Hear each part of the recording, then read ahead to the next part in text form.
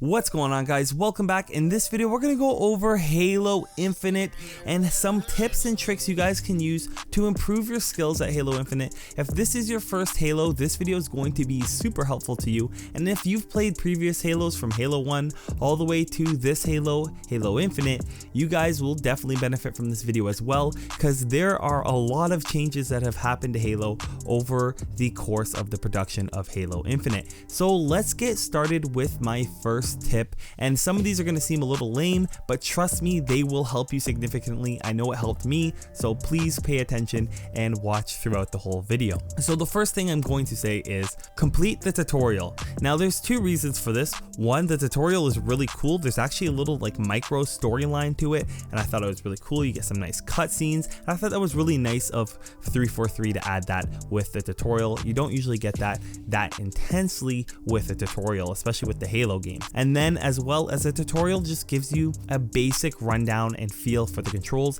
It lets you know things you generally wouldn't pick up on in general gameplay, so it kind of helps you expand your knowledge of the movement and things like that, and lets you know how to use some of the weapons. And if you've never played a Halo game, you definitely need to do this. The second thing you guys need to do is learn the maps, and I know this kind of seems a little lame and you'll generally learn this on your own, but learning the callouts and the positions on the map will help you significantly. And I just want you to know, if you are a vetted Halo player, you are going to get destroyed because you're not used to the maps, and little things like ledges and stuff like that will get you killed. Nothing's more annoying than when you try to back up out of the way or strafe, and then all of a sudden you strafe or move into an object that you didn't know was there because you're not used to the map. It is very frustrating, and not knowing the general idea of where the best positions are on the map for you to be with certain weapons can be very frustrating as well. So just know it's going to take you some time to learn the maps,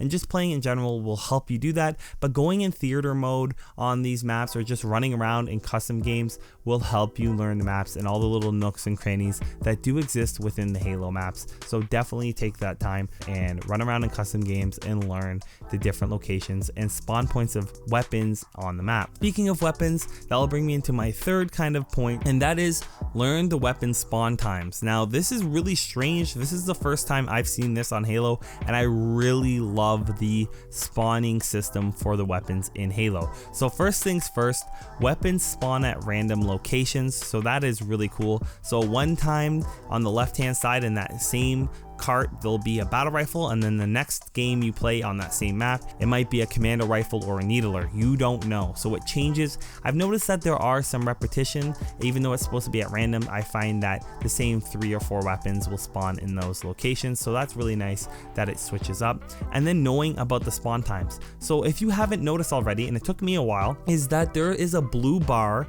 that is across the top of the wall. Battle rifle spawns and commando rifle spawns, you'll see that little blue bar there, and that means once it's full that there's a weapon there. And then when you take the weapon out, it'll change to a black bar and gradually fill up with a blue bar. When that bar fills up all the way again, you will be able to get another battle rifle. So that kind of lets you know when the timing is going to occur for that weapon to spawn. If it turns red, and this happens to be for like power weapons a lot, like shotguns and stuff like that, it will be red. And what this means is it can't start filling the blue bar because that power weapon has not left the field, whether the ammo hasn't been used or the person carrying it hasn't died and it hasn't despawned.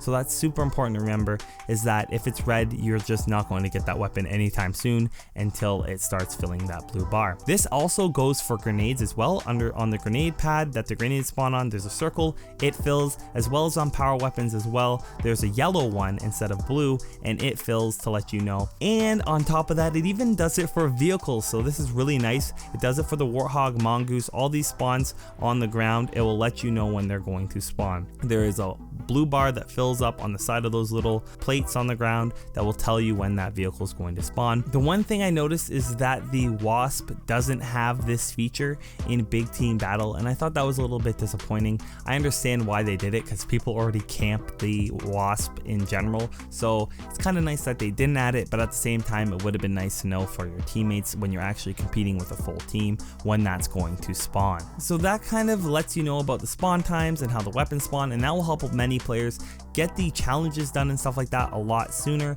And now we'll take a look at the weapon tutorials. So Halo's done this. I haven't seen this again. This is the first time I've seen this, is weapon tutorials. So the weapon tutorials are actually really nice. What this does is it allows you to try out each weapon, kind of gives you like a little rundown of how the weapon works, and lets you try it out and practice it on these little AIs. And that's really nice because you're not going to have the opportunity to get these weapons all the time. Like the assault rifle you spawn in with most of the time, and battle rifles are usually easy to find, but when it comes to some of these skewers and stuff like that, it's going to be hard to get practice with these weapons, and when you get them, you want to be able to capitalize on that opportunity. So being able to practice with these weapons in the weapon tutorials is super efficient, and there's a lot of things that you're not going to know about. Like some of these weapons charge up and you won't know that they charge up when you get them. It just seems like they just suck. And there was one weapon on the map that I grabbed, and I just realized literally the other day after playing hours and hours of this game that it charges and lets you kill opponents a lot easier. And then another thing is that you don't know what each weapon is used for. For example, the skewer is a sniper, and that's how it's portrayed, but really it's an anti-vehicle weapon.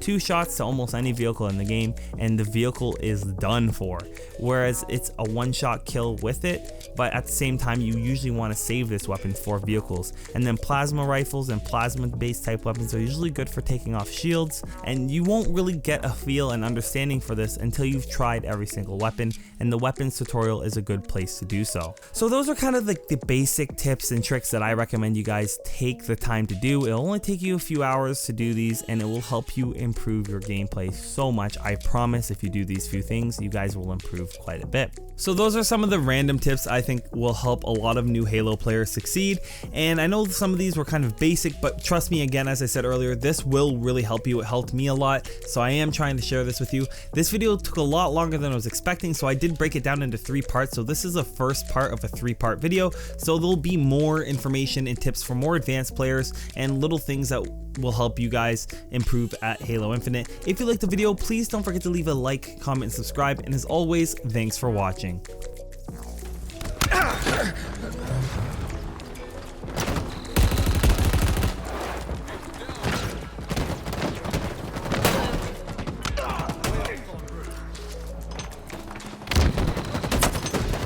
Take it down.